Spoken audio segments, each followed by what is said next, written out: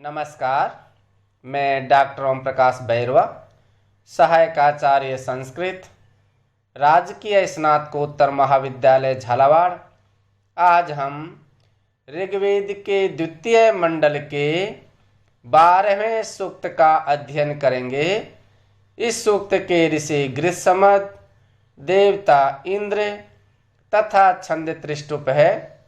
इस मंत्र में ऋषि गृत्समद ने इंद्र के पराक्रम पूर्ण कार्यों का वर्णन किया है। यो हत्वा हिमऋणात् सप्त सिन्धून् योगाउदा जदपधा बलस्य यो अस्मनोरन्तरग्निं जजाने सम्रेक्ष्मासु सजनास इंद्र है।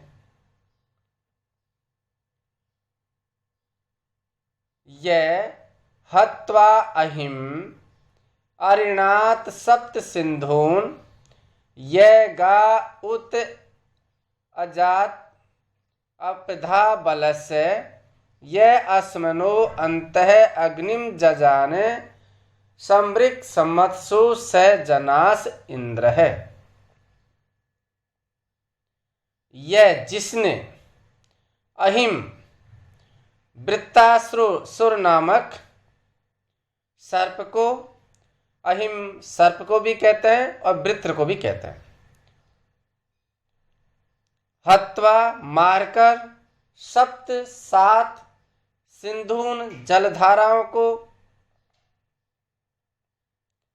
अरमणात बहाया है। जिसने वृत्रासुर नामक सर्प को मारकर 7 जलधाराओं को बहाया है। यह जिसने बल नामक असुर के अपधा बाड़े से गायों को उदाजत बाहर निकाला है। जिसने बल नामक असुर के बाड़े से गायों को बाहर निकाला है। यह जिसने अस्मनो 2 पत्थरों के अंतः बीच में अग्नि यानी आग को जजान यानी उत्पन्न किया है। जिसने 2 पत्थरों के बीच में अग्नि को उत्पन्न की है। सम्मत्सु युद्धों में सम्रिक संहार करने वाला, जनास हे पुरुषो स वह इंद्र देवता है। युद्धों में संहार करने वाला हे पुरुषो वह इंद्र है, देवता है। मैं इंद्र नहीं हूं, मुझे छोड़ दो। जिसने वृत्रासुर नामक सर्प को मारकर 7 जलधाराओं को बहाया है। जिसने बल नामक असुर के बाड़े से गायों को बाहर निकाला है।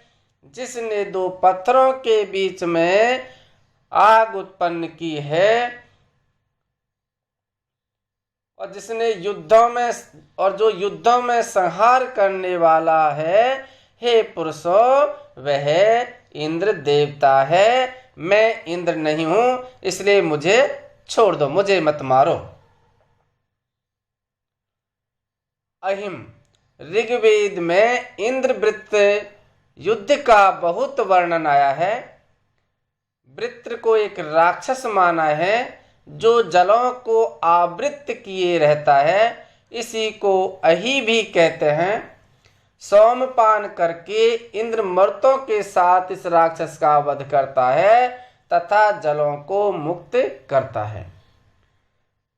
इस आलंकारिक वर्णन के व्याख्यान में विद्वानों में भारी मतभेद रहा है। ऐतिहासिक वृत्र को त्वाष्ट्र असुर मानते थे तथा नैऋत्य मेघ, कुछ से रात्रि का अंधकार, हिलेब्रांड पानी को जमाने वाली घोर सर्दी, तिलक ध्रुव प्रदेशों में व्याप्त दीर्घकालीन अंधकार समझते हैं।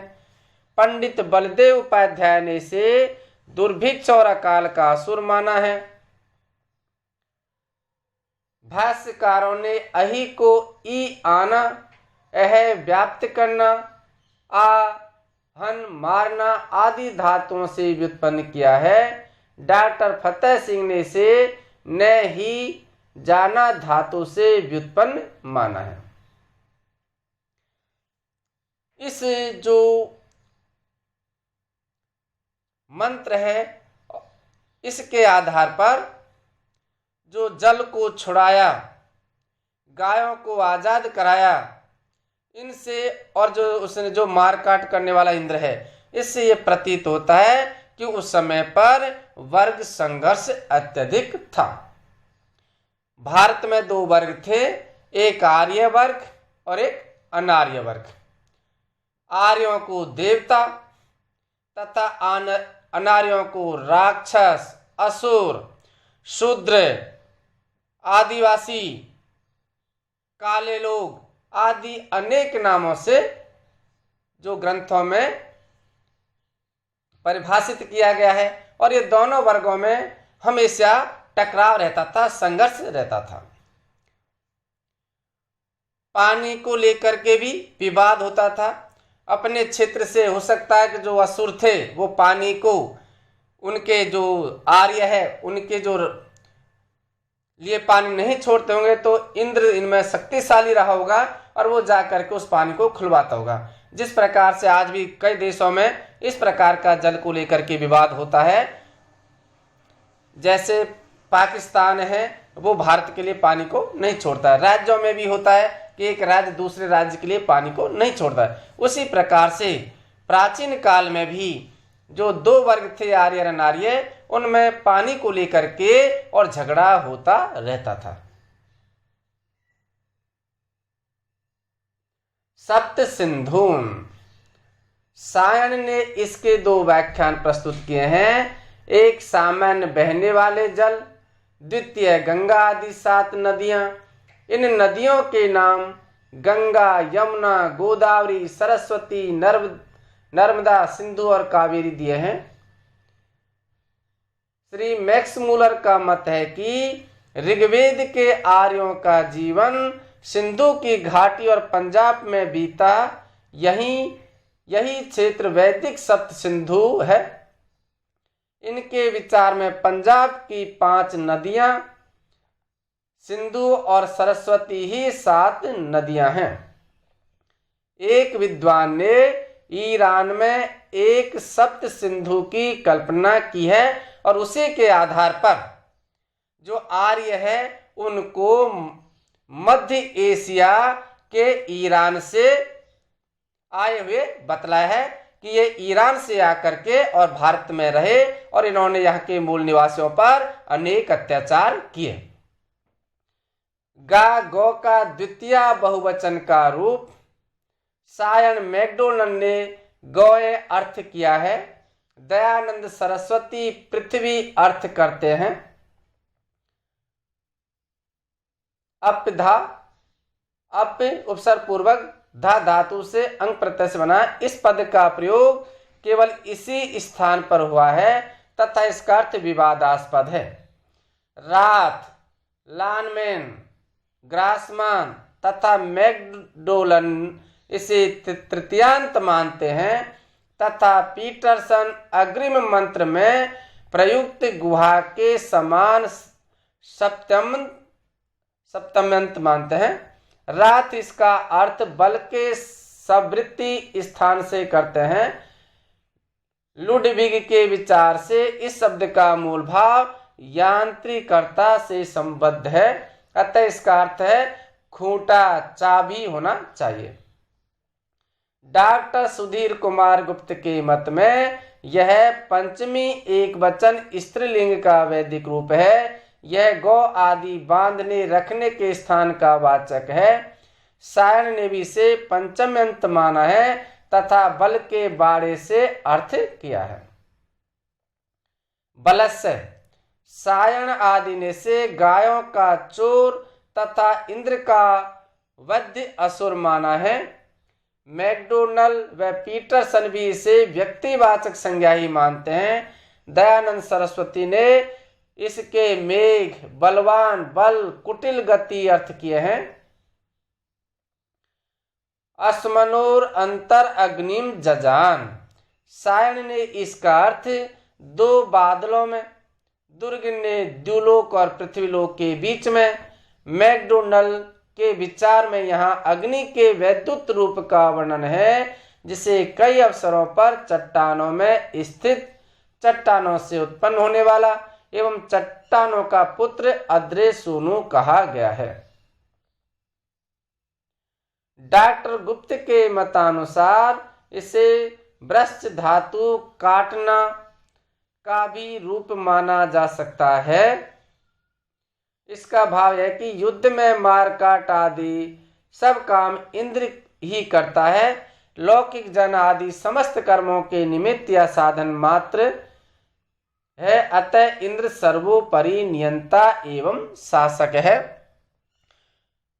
अगले और इसमें जो आर्य अनार्य है उनको ही, आर्यों को देव और जो अनार्य है उनको राक्षस शब्द से संबोधित किया गया है। और जो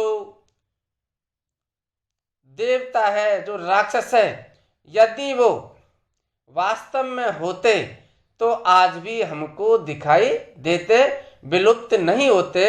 इसलिए आर्यों को ही देवता से संबोधित किया गया और अनार्यों को राक्षस, असुर और अनेक जो गाली स्वरूप जो शब्द हैं उन शब्दों से संबोधित किया गया। अगले मंत्र में गृत्समद ऋषि ने देवराज इंद्र के महत्वपूर्ण कार्यों का वर्णन किया है। ये ने मावेश्वा चवना कृतानि योदासम वर्ण मधिरम गुहा कहे स्वध्नि वियोज गिवलक्ष्मादे दर्य पुष्टानि से जनास इंद्र।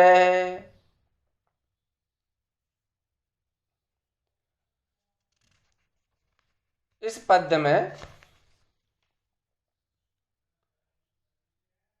इसकी जो पद्य पाठ है वो इस प्रकार है। येन इमा विश्वा चवना कृतानि ये दासम वर्णम अधरम गुहा अक स्वग्नि इव ये जिगीवान लक्षम आदत अर्य पुष्टानि से जनास इंद्र है। येन जिसने, इमा ये, विश्वास संपूर्ण, चवना गतिमान या नश्वर, पदार्थ कृतान यानी बनाए हैं। यह जिसने, दासम दास, वर्णम जाति रंग को, अधरम नीचे, गुहा गुफा में, अक कर दिया है। जिसने ये संपूर्ण गतिमान या नश्वर पदार्थ बनाए हैं, जिसने दास, वर्ण, जाति या काले लोगों को और गोरे लोगों को बनाया है, और नीचे गुफा में उनको, जो काले लोग हैं, दास है, उनको, शूद्रों को गुफा में बंद कर दिया है। यह जिसने लक्षम दाव के धन को जिगीवान जीत लिया है तथा स्वध्नि जुआरी के इव समान अर्य शत्रु की पुष्टानी समृद्धियों को आदत ग्रहण कर लिया है।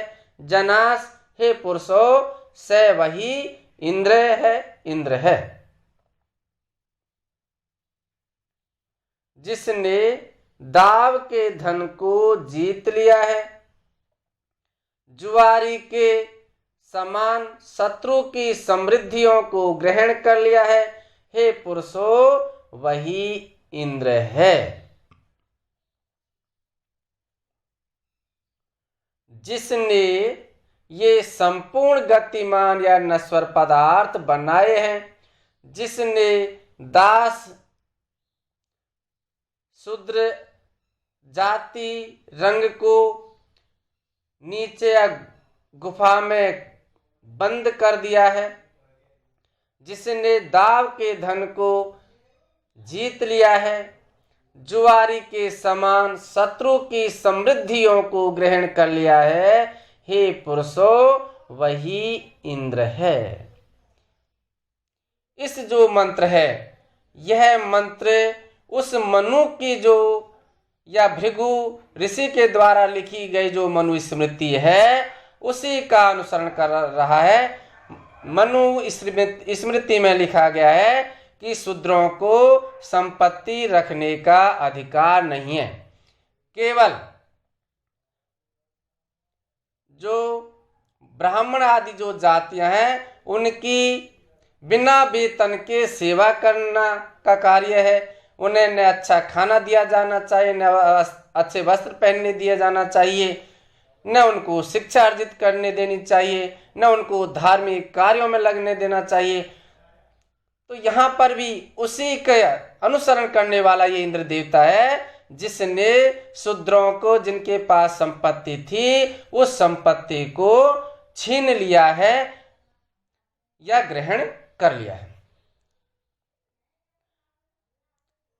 इस प्रकार से जो वेद हैं ये भी उस समय के तत्कालीन जो ऋषि थे या जो लेखक थे उनकी जो घटिया सोच, संकीर्ण मानसिकता को प्रकट करता है। और श्री कृष्ण भगवान ने इसलिए ही इंद्र की पूजा न करके और जिन पर्वतों के ऊपर इंद्र ने अत्याचार किया था उनके पंख काट दिए थे या पर कतर दिए थे। आज भी वर्तमान में एक कहावत है पर कतर देना, है ना। तो उसी प्रकार से ये काल्पनिक कथा है कि पंख काटे गए, कहने करती है कि उस समय जो ताकतवर जो यहाँ के मूल निवासी थे उनको इन्होंने पराधीन कर दिया या उनकी ताकत थी उसको कमजोर कर दिया।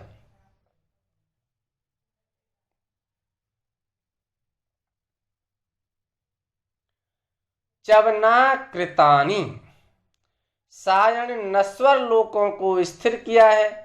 मैकडोनल्ड जिस प्रकार वक्षमाण पाद में अक का विधेय अधर्म है, इसी प्रकार यहाँ चवना कृतानी का विधेय है। अतएव अर्थ होगा अस्थिर किए गए हैं।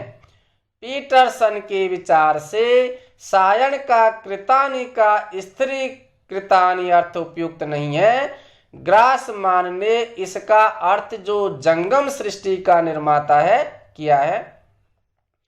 अधरम गुहा कह, सायण ने अधर यानी निकृष्ट, असुर, गुहा गुहा गूढ़ स्थान या नरक में, गुहा यह गुहा से सप्तमी एक वचन का वैदिक रूप है। लौकिक रूप गुहायाम बनता है। अकह क्री धातु से लुंग लकार प्रथम पुरुष एक वचन का वैदिक रूप है। दासम वर्णम, सायण ने शूद्र आदि वर्ण, मैकडोनल्ड ने अनार्य वर्ण, पीटरसन ने विरोधी रंग काली चमड़ी वाले, डॉक्टर सुधीर कुमार गुप्त यहाँ दास वर्णम प्रलय कालीन अंधकार का वाचक है, क्योंकि इस मंत्र में सृष्टि रचना का वर्णन है।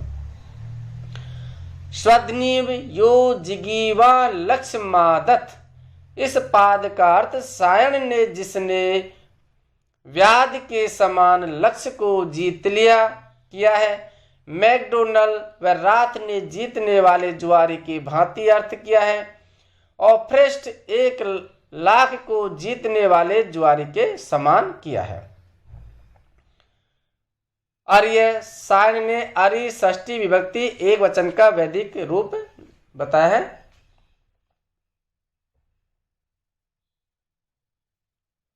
इसमें त्रिष्टुप छंद है।